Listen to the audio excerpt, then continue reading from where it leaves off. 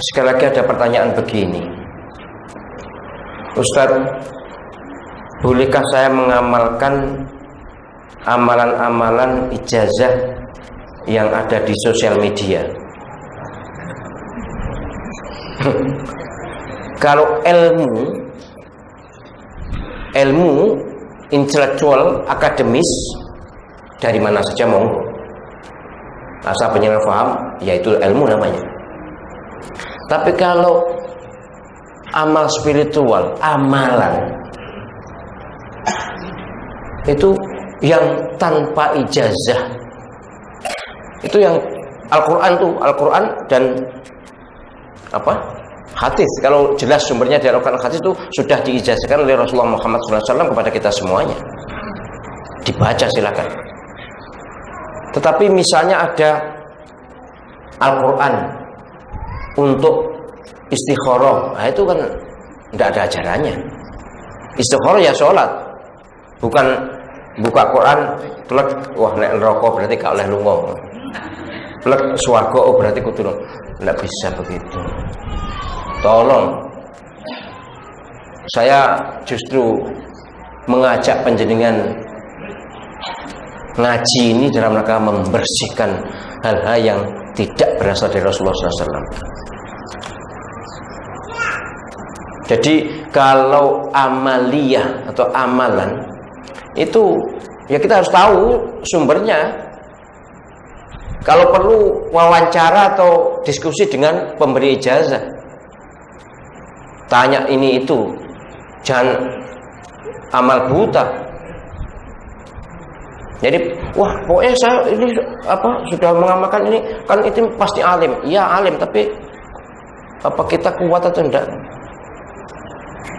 Jadi kalau wilayah amaliyah apalagi spiritual itu memang sejak dulu sampai saat ini setahu saya memang harus ada gurunya. Ada kemarin yang sambat ya kepada saya, entah anggota sini atau enggak saya lupa di mana, pokoknya melalui WA. Kakeknya atau nenek atau kakek saya lupa, pokoknya sudah tua, sudah ya menjelang ajal, tapi susah, sulit sekali dibacakan Yasin tidak mempan, dibacakan Yasin tidak mempan.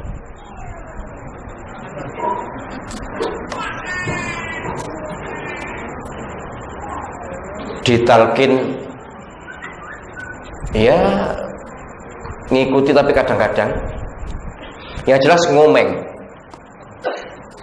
Diketahui punya amalan tertentu, saya tidak menyebutkan lah amalan, dan itu juga sering saya hadapi, sehingga saya tulis, sempat saya tulis di buku fikih kontemporer jilid berapa itu saya lupa, yang jelas orang yang mengamalkan amaliyah, amalan-amalan tertentu yang berdimensi spiritual, nek tumpuk-tumpuk hampir pasti tidak kuat.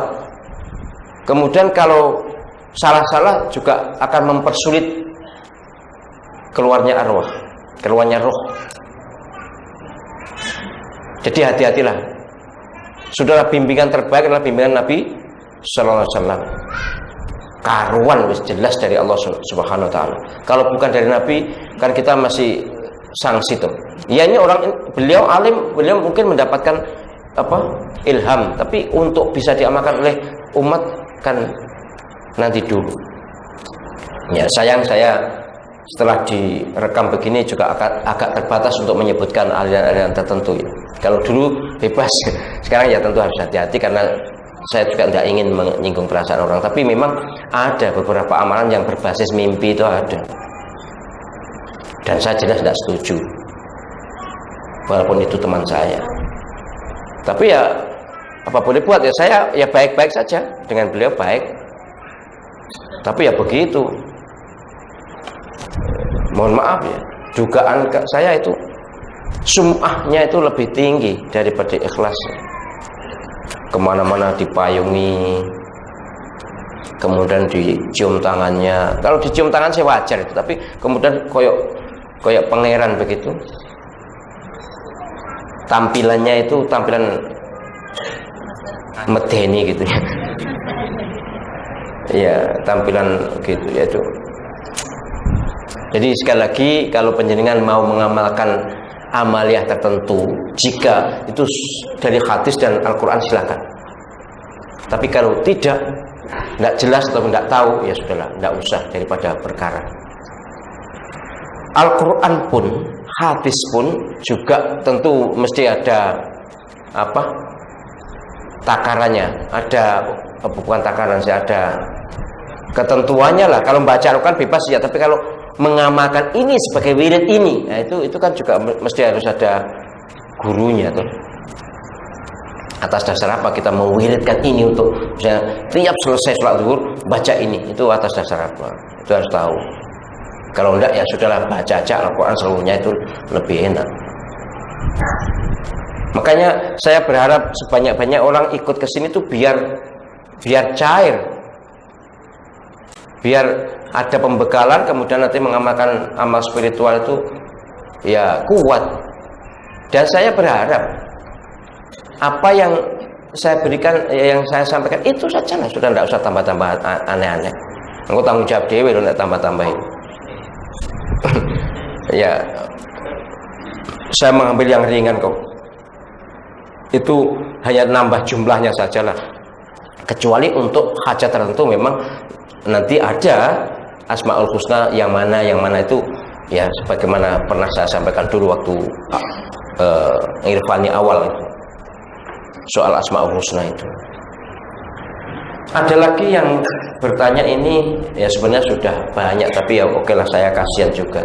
Tidak saya sebut namanya, ada namanya ini. Dia penjual bakso, mau ke sini jauh, tapi menonton ya di JTV, kadang-kadang ya nonton di YouTube, ya bakal bakso iso di YouTube bareng.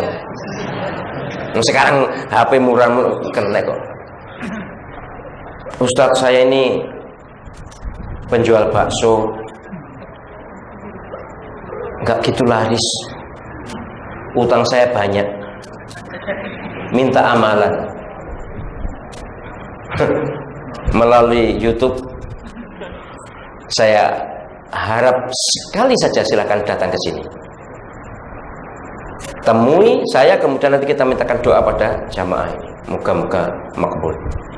Sebelum bisa ke sini ya sebagaimana pernah saya sampaikan, ya nek arep berangkat budal bakso, sholat 2 rakaat, sholat apa itu? Sholat hajat. Kemudian ya kalau tidak bisa zikir Asmaul Husna ini sudahlah, tidak apa-apa. Ya langsung istighfar sebanyak-banyaknya, sholawat sebanyak-banyaknya, terutama jaga sholat 5 waktu secara berjamaah di masjid. Itu induknya itu. Jaga sholat 5 waktu secara berjamaah di masjid.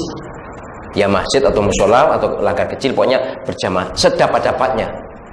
Jual bakso kan nanti kadang-kadang mungkin pas jalan dibulak kan ya, terus repotnya. Yang jelas usahakan, kemudian banyak istighfar sebanyak-banyaknya. Kalau ngedoli astagfirullahaladzim tidak apa-apa, tapi terus sing tuku lagi nyapa ya ini, baca sholawat supaya selamat, baca istighfar supaya diampuni dosanya. Ijazah saya hanya itu aja, Mas, penjual bakso ini. Tapi kalau ingin sebenarnya toh hanya sejumat sekali ya, 7 hari sekali tiap Jumat ke sini. Saya yakin kalau sampean ngoyo itu bisa kok. Ini banyak yang jauh-jauh juga bisa datang ke sini. Sekali lagi kuliah seminggu sekali aja. Enggak bayar kok, enggak bayar. Kalau mau infak silakan, tapi prinsipnya gratis kan. Jadi sempatkan Jumat sudah maghrib sampai sudah isya datang ke Al-Qadar, mencari berkah Allah SWT yang diturunkan di jamaah Masjid Al-Qadar ini. Siapapun yang mengalami kesulitan rezeki, moga-moga kita doakan bersama-sama akan dimudahkan Allah SWT.